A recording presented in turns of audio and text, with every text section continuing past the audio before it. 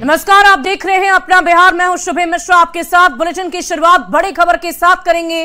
पटना से बड़ी खबर आ रही है। अशोक चौधरी के बयान पर सियासत गर्मा गई है। भूमिहार जाति पर उन्होंने बयान दिया था, जिसको लेकर सियासत गर्माती ही जा रही है। जहानाबाद में दिए गए बयान पर यह बवाल उठ चुका है। बयान का जेडीयू में ही विरोध शुरू हो गया। जेडीयू प्रवक्ता नीरज कुमार ने इसका विरोध कर दिया है। बयान पर अशोक चौधरी की सफाई भी सामने आ गई है। इस वक्त की बड़ी खबर आपको सियासत से जुड़ी हुई बता रहे हैं। आपको बता दें कि जेडीयू प्रवक्ता नीरज कुमार ने अशोक चौधरी के बयान का विरोध जताया है और इसी पर उनकी सफाई भी अब सामने आ गई है। पटना से ये बड़ी खबर आपको बता रहे हैं। अशोक चौधरी के बयान पर अब बिहार की सियासत गर्मा उठी है। आरोप प्रत्यारोप पार्टी के भीतर खाने ही शुरू हो चुका है और बिहार सरकार के मंत्री अशोक चौधरी में जाति विशेष के खिलाफ दिए बयान के बाद जेडीयू में ही नेताओं ने उनके खिलाफ मोर्चा खोल दिया है। जेडीयू के मुख्य प्रवक्ता नीरज कुमार ने कहा है कि अशोक चौधरी ने पार्टी और नीतीश कुमार की नीतियों के विपरीत बयान दिया है। अशोक चौधरी की पार्टी के निर्माण में कोई भूमिका नहीं है। उन्होंने कहा कि जेडीयू में टिकट के लिए परिवार को प्राथमिकता नहीं मिलती है।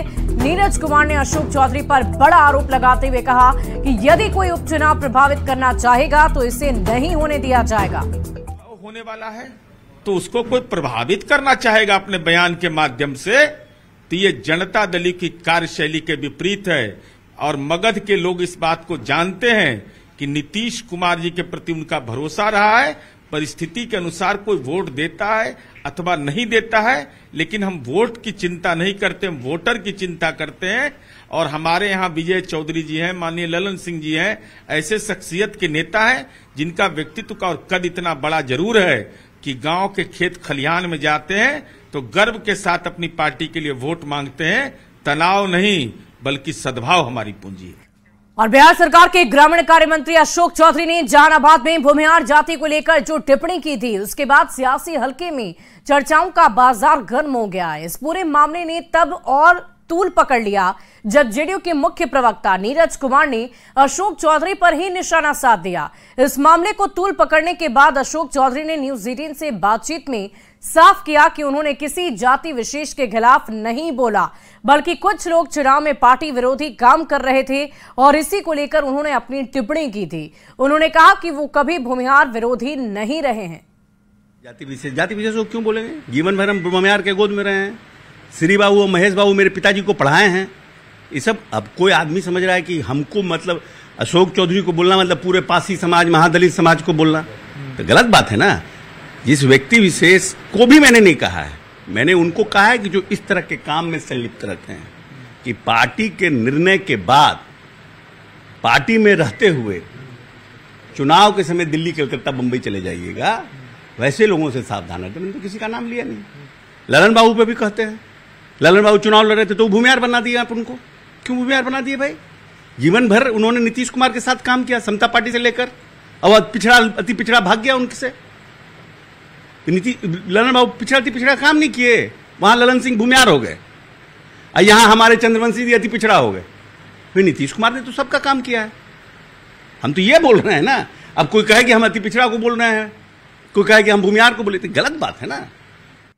तो सफाई तो आपने सुन ली, लेकिन अब आपको वो बयान सुनवाते हैं जिस पर सियासी बवाल मचा हुआ है। दरअसल ग्रामीण कार्य मंत्री अशोक चौधरी जहानाबाद में गुरुवार को जेडीयू कार्यकर्ताओं को संबोधित कर रहे थे। इस दौरान जहानाबाद लोकसभा चुनाव में जेडीयू की हार को लेकर अपरोक्ष रूप से पूर्व सांसद और उनके बेटे को निशाने पर ले लिया। उन्होंने दोनों पर हमला बोलते हुए कहा कि पार्टी ऐसे लोगों को चिन्हित करेगी और आने वाले विधानसभा चुनाव में ऐसे लोगों का पार्टी अहमियत नहीं देगी। अशोक चौधरी ने कहा था कि वो भूमिहार को खूब जानते हैं। उनकी तो बेटी की शादी भी भूमिहार जाति में ही हुई है। जात पात की राजनीति करके नीतीश कुमार ने क्या इस जहानाबाद में किया कि जहां भूमिहार का गांव होगा वहां सड़क नहीं बनेगा। लेकिन आप जब अति पिछड़ा को बनाते हैं तो भूमिहार लोग भाग जाते हैं, हम वोट नहीं देंगे। कहा नहीं दीजिएगा भाई, काम तो आपके यहाँ भी हुआ है, काम तो आपके यहाँ भी हुआ है। अभिराम शर्मा और राजू जी के छोड़ करके हम कोई बढ़िया बड़ा भूमिहार का नेता नहीं देखे जो वोट मांग रहा था। तो जो सिर्फ पाने की राजनीति में नीतीश जी के साथ रहते हैं, वैसे लोगों से भी होशियार रहने की जरूरत है। जीवन भर हम आपके साथ हैं।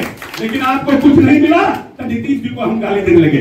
ऐसे नेता की आवश्यकता नहीं है कि हम भी कोई विदेश के नहीं हैं, हम भी जहानाबाद लोकसभा के हैं और जहानाबाद को नस नस हम भी जानते हैं। मेरे पिताजी 52-57 में जहानाबाद से मिले हुए थे, 52-57 में, और कोसी से मिले हुए थे। तो हम भूमिहारों को भी अच्छी तरह से जानते हैं। अब मेरा तो बेटी का ब्याह है भूमिहार से हुआ है, तो और बढ़िया से जानते हैं। तो आपको बता दें कि जगदीश शर्मा जहानाबाद की घोसी सीट से 7 बार और उनकी पत्नी शांति शर्मा, बेटे राहुल शर्मा भी एक दफा विधायक रह चुके हैं, जबकि जगदीश शर्मा जहानाबाद लोकसभा से 1 बार सांसद भी रहे हैं। बीते लोकसभा चुनाव में शर्मा फैमिली ने अपने आप को अलग कर रखा था और इसका लाभ आरजेडी को मिला। आरजेडी ने जेडीयू से जहानाबाद सीट छीन ली थी। बहरहाल मंत्री अशोक चौधरी के पूर्व सांसद जगदीश शर्मा और राहुल शर्मा पर दिए गए बयान के बाद जेडीयू में कलह बढ़ना तय माना जा रहा है। बढ़ते आगे, जहानाबाद में बिहार विधानसभा चुनाव से पहले जेडीयू में भी रार छिड़ रही है। पूर्व सांसद जगदीश शर्मा ने भी इशारों में जेडीयू पर तंज कसना शुरू कर दिया है। जगदीश शर्मा ने अशोक चौधरी के बयान पर नाराजगी जाहिर करते हुए कहा है कि भूमिहारों को लेकर अशोक चौधरी की टिप्पणी बिल्कुल गलत है।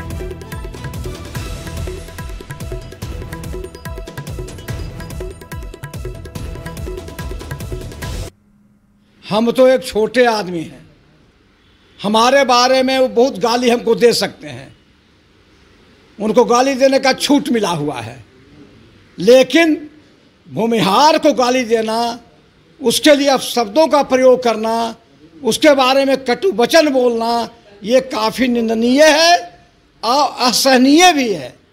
निंदनीय भी है, असहनीय भी है। जनता मालिक है, जाए लड़े घोसी से, घोसी के लोग समर्थन देगा, आशीर्वाद देगा, चुनाव जीत के आएंगे, नहीं समर्थन देगा तो राहुल जीत के आएंगे। वो तो मेरा कर्म भूमि है, जन्मभूमि है, मरण भूमि है, वह जिंदा हुए हैं और वह दफन भी होंगे। तो मुख्यमंत्री को लगाम लगाना चाहिए। नुकसान भूमिहार जाति को नहीं होगा, इससे भूमिहार पूरा एनडीए को हो जाएगा नुकसान, बीजेपी को नुकसान होगा। ये सच्चाई है, ये मामूली बात नहीं हुआ है। जहानाबाद में किसी जाति विशेष को जातीय विद्वेष फैलाने के लिए आप काम करिएगा तो जहानाबाद के लोग जागरूक हैं, सभी जाति के लोग बुद्धिमान हैं, वो इनके लड़ाई लगवाने से लड़ने वाले नहीं हैं।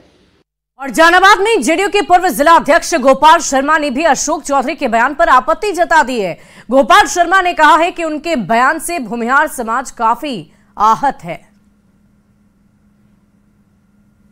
ये जो माननीय मंत्री का बयान आया है, इससे भूमिहार समाज बहुत ही आहत है।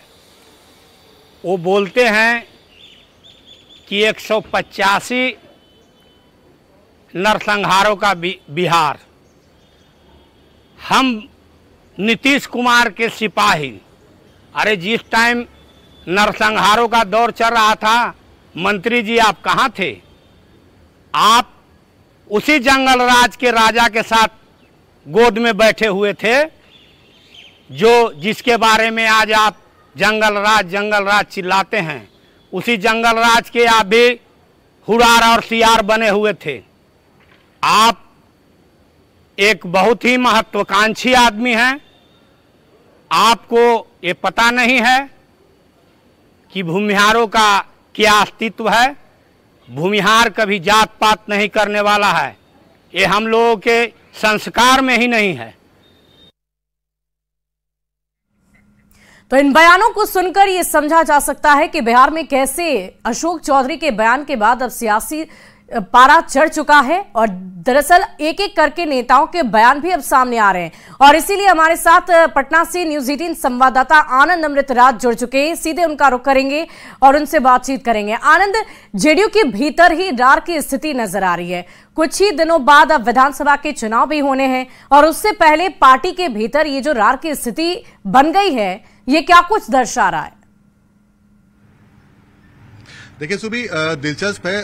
कल परसों अशोक चौधरी ने जो बयान दिया जहानाबाद में और जिस सभा को संबोधित करते हुए, जब पार्टी कार्यकर्ताओं की बैठक थी और जिस नेता के हवाले से बयान दिया था, चंद्रेश्वर चंद्रवंशी, जो जहानाबाद में जेडीयू के उम्मीदवार थे, उन्हीं का हवाले देकर ये पूरा बयान उन्होंने दिया था। और सबसे इंटरेस्टिंग बात है कि इस वक्त चंद्रेश्वर चंद्रवंशी हमारे साथ मौजूद हैं, यानी कि जिनकी वजह से ये पूरा कंट्रोवर्सी हुआ है वो हमारे साथ है।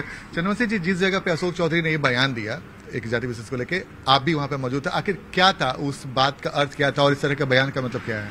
देखिए, एकदम स्पष्ट है कि पार्टी के कार्यकर्ताओं का बैठक था और यह पहला बैठक था जो, चूंकि नया जिला अध्यक्ष नियुक्त हुए थे पार्टी के द्वारा, तो उन्हीं के द्वारा आयोजित वह बैठक था। उसमें हम लोग सब आमंत्रित थे और पार्टी कार्यालय का उस दिन उद्घाटन भी था।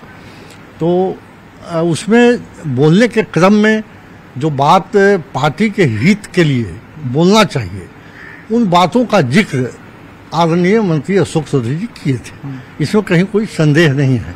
और वर्करों को, जो वर्कर वहाँ थे उपस्थित, उनको बहुत सा बात समझाने का प्रयास किया था कि पार्टी में रह करके पार्टी के साथ अगर हैं तो पार्टी के नेता का अगर एक बार निर्णय हो जाता है तो उसका विरोध नहीं होना चाहिए। तो ये आपका भी इशारा किस ओर है? आप किस ओर इशारा कर रहे हैं? हम तो कोई इशारा का बात नहीं है, उसमें बात इतना ही है कि चूंकि कार्यकर्ताओं की बैठक थी और हमारे चुनाव में काफ़ी लोग जो पार्टी के साथी थे वो लोग सक्रिय होकर काम नहीं किए थे। तो आपके चुनाव में बहुत लोग सक्रिय होकर काम नहीं किए थे, तो उसी पर उन्होंने, चूंकि पार्टी का बैठक था, कार्यकर्ता सब लोग उपस्थित थे, तो सब लोग उसका सराहना भी किया। पार्टी, आप उस वीडियो को सुनिएगा तो देखिएगा उसमें उनके भाषण के क्रम में ताली भी बज रही। लेकिन एक अशोक चौधरी पर जगदीश शर्मा है, बहुत नाराज है, उनका आरोप है कि एक जाति विशेष पर उन्होंने हमला बोला है। नहीं, ऐसा कोई बात नहीं है कि वो किसी जाति विशेष पर कोई बात बोले हैं। वो सिर्फ वैसे व्यक्तियों पर बोले हैं, वैसे पार्टी के नेताओं के बारे में बोले हैं और जनरल बोले हैं। वो ऐसा थोड़े है किसी को इंगित करके या किसी का नाम लेके तो नहीं बोले हैं। अशोक चौधरी ने भी कहा कि वो नहीं चाहते थे कि चंद्रवंशी भी वहां से चुनाव लड़े। आपसे शायद बोला था उन्होंने कि भाई आप अपने बेटे को चुनाव लड़े, उसके बाद भी आप लड़े। हाँ। और उसके बाद ये पूरी परिस्थितियां हुई, तो हार के लिए जो अशोक चौधरी ने बात कही, क्या बात तो सही था? बात तो माने उसमें सत्यता तो है ही, इसमें कहीं कोई दो मत नहीं है। तो जगदीश शर्मा जो विरोध कर रहे हैं और जगदीश शर्मा ने जो पलटवार किया अशोक चौधरी पे, क्या कहेंगे? देखिए, इसमें पलटवार की कोई आवश्यकता नहीं है। वो तो बड़े नेता हैं जगदीश बाबू, हम लोग उनको सम्मान करते हैं और हमको नहीं लगता है कि अशोक चौधरी जी का कोई वक्तव्य उसमें ऐसा है जो उनके विचारों को आघात पहुंचे। लेकिन माना जा रहा है कि भाई इस बयान के बाद जहानाबाद की राजनीति में काफी असर पड़ सकता है। अब देखिए, सब राजनीति में यह सब होते रहता है, कहीं न कहीं कोई नेता बयान देते रहते हैं और उसकी प्रतिक्रिया क्रिया होते रहता है और वो समय जैसे जैसे बदलता है वैसे वैसे समय के हिसाब से, परिस्थिति के हिसाब से जनता निर्णय लेती है। उसमें कहीं कोई बहुत विचार करने की जरूरत नहीं है। लेकिन जेडीयू के प्रवक्ता है, मुख्य प्रवक्ता है नीरज कुमार, उन्होंने भी पलटवार किया और अशोक चौधरी पर उन्होंने भी हमला बोला। जगदीश शर्मा भी हमला बोल रहे हैं। अब देखिए, हर आदमी का राजनीति जो करते हैं उनका अपना अपना माने विचार होता है और वो अपने विचार के हिसाब से अपना वक्तव्य देते हैं। हमारा जो विचार था वो आपको हम बता दिया। तो सुबह आपने सुना चंद्रवंशी थे और पिछले बार जहानाबाद के सांसद थे। इस बार का जो लोकसभा चुनाव हुआ जहानाबाद से चुनाव हार गए और इन्हीं लोगों के बीच में वो बयान आया था अशोक चौधरी का, जब उन्होंने कहा था कि भाई हार को लेकर मंथन हो रहा था और जो नई कमेटी बैठी हुई थी उनके सामने मंथन करने के दौरान अशोक चौधरी ने बयान दिया। और अशोक चौधरी से कुछ देर पहले हमने भी बातचीत की थी, उन्होंने कहा कि उन्होंने कभी किसी जाति विशेष के खिलाफ नहीं बोला है। उन्होंने कहा कि जो लोग हार के कारण थे और ऐसे कुछ लोग थे जिन्हें अब समझ में आ गया होगा लोगों के कि कौन ऐसे लोग थे, उन पर उन्होंने निशाना साधा। तो उन्होंने कहा कि कभी उन्होंने अपने पिता का हवाला दिया। वाकई आनंद, इस पूरे मामले को लेकर खुद अशोक चौधरी ने भी अपने बयान के ऊपर सफाई भी दे दी है, लेकिन कहीं ना कहीं जो पार्टी के भीतर विरोधाभास की स्थिति बनी है, इससे पार्टी की छवि भी खराब हो रही है। ऐसा नहीं होना चाहिए। बढ़ते